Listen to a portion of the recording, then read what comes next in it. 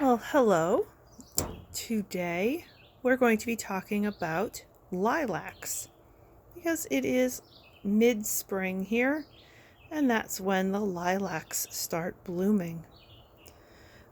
Lilacs are also called, they have a Latin name. It's called Syringa vulgaris. Syringa means lilac and vulgaris means common. So this is a common lilac. Lilacs are native to a place called the Balkan Peninsula. That's in Europe. The Balkan Peninsula is made up of a bunch of countries with a big mountain range running through them, and the mountain range is called the Balkans. The countries that make up the Balkan Peninsula are Greece, Albania, Macedonia, Bulgaria, Romania, Bosnia, Serbia, and Montenegro. The peninsula is bordered by the Adriatic Sea on the west, the Black Sea on the east, and the Mediterranean Sea to the south. Lilacs are in the olive family. Bet you didn't know that.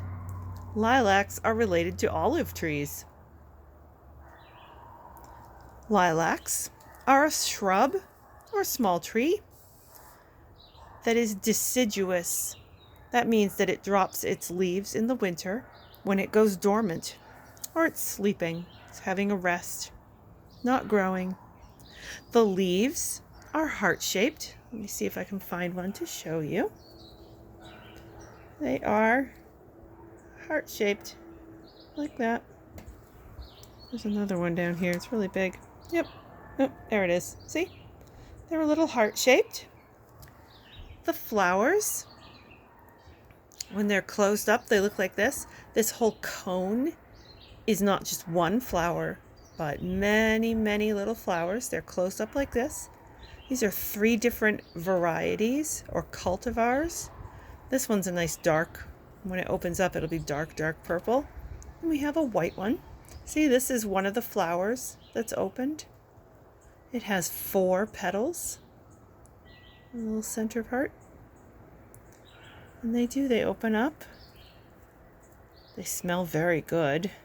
They each have different scents too. This white one is very light scented. It's very sweet. I think this purple one, look at all the open flowers. So poofy. I think this one's a little stinky.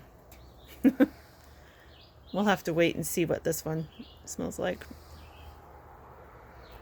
So the leaves are heart-shaped, and the shrub itself, while there's different varieties and some are short and some are taller, lilacs typically grow between 20 and 23 feet high. Lilacs, like I said, are not native to the United States.